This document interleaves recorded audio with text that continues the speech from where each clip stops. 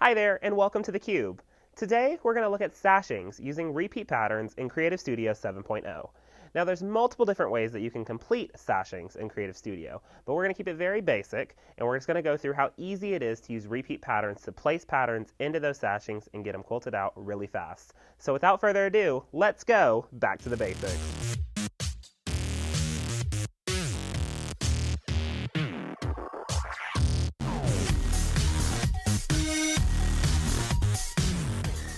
Okay, so right here I have this white sashing right across between the edge to edge that we had completed earlier and the border corner that we're going to get to a little later in the season.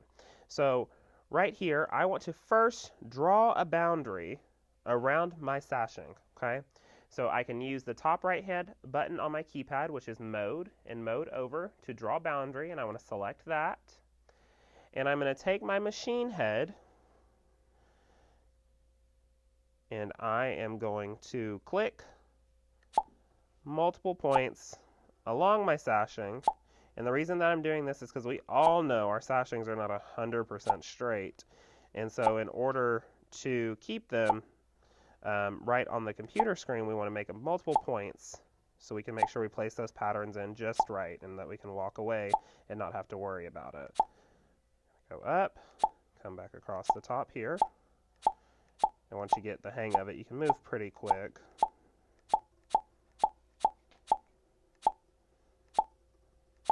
Okay, when I get back over to this point, I can hit close drawing, and then I can tap exit drawing. And if I come over to my computer screen, I can see that this is a pretty straight sashing. And I want to measure this sashing because I do not remember what the measurement of it is, okay? So if I come right here to my measure tape, I can left click on that.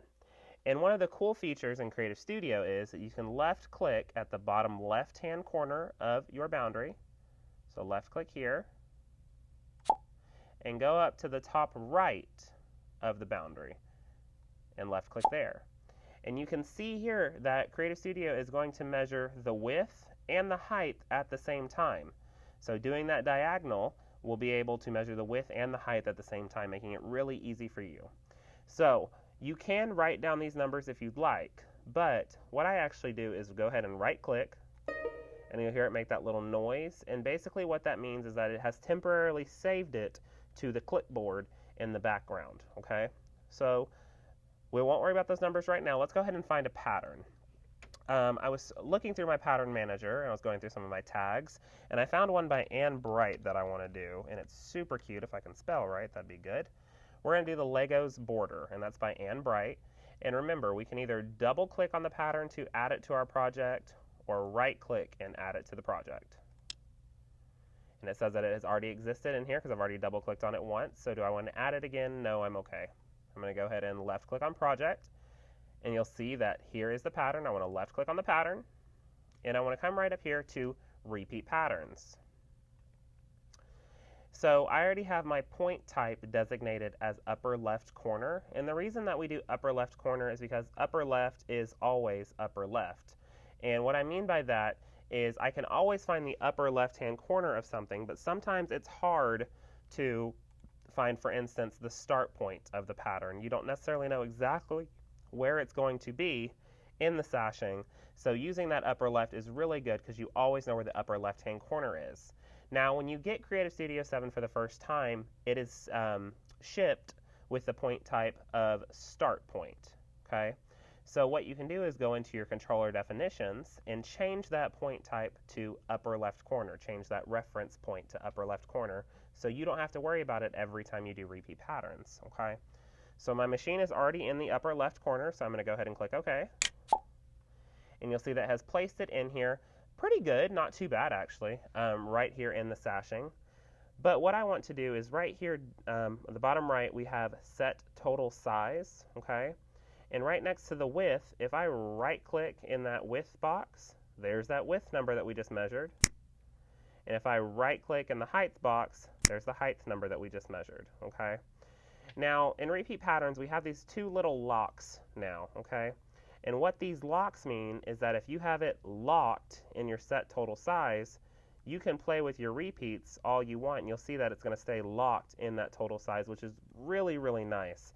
But if you don't want to worry about the size, you just want to play with repeats and rows, you can lock repeats and rows, and you can see, I'll zoom out a little bit, you see it's just adding repeats and it's not even worrying about that total size anymore, okay?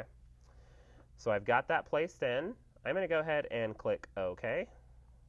And you can see that they're sticking out of my boundary. So I want to select all my patterns. I want to do a marquee select and select those patterns. And I can come in here and kind of stretch them in just a little bit, move it in this way just a hair. I'm using my purple handles, okay? And even if I want to put like a slight angle on it, I can rotate it slightly by using the rotating key right here. Or we have selected pattern properties right here at the bottom of our CAD screen, and I can increase that angle ever so slightly, and you'll see that slowly turning on the screen here, slowly rotating on the screen. So I can make minute adjustments to make sure that it's going to fit right in that sashing the way that I want to be. I can also use my arrow keys if I want, whatever I need to do to make sure that's going to move exactly where I want it to be in that sashing. The last thing that I have that I want to do is this start point is inside of my sashing, and I don't like to see the starts or ends on the quilt. I want those to be in the binding, okay? I don't want the customer or myself to easily find where this pattern started. I want my eye to look for it. So if I select this pattern, I can right click and come into nodes, and you'll see that a pink node is the physical line of the pattern, and I can just drag that right out to the boundary and then give this blue a little bit more angle so it looks more natural. So I did the one on the left. Let me check the one on the right. Here I am. That one, there's the end point. Let's just move that right on out, just like so. Okay.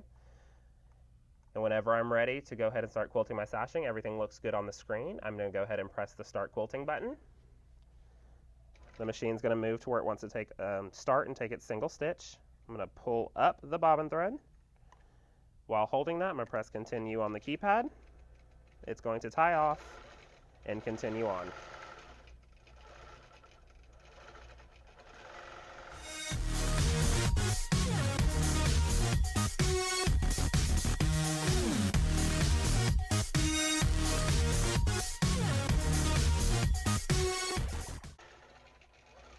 All right, so we're nearing the end of our border pattern, this little stashing pattern right here. And like I said, this was Lego's Border by Ann Bright, and that turned out so cute. It's going right here across. It's going to tie off right where I had that node end, and it has finished. It dinged at us, so it's ready for us to pull up the bobbin thread. So I'll move the machine over, come back, take a single stitch, move it back over, and trim my threads away.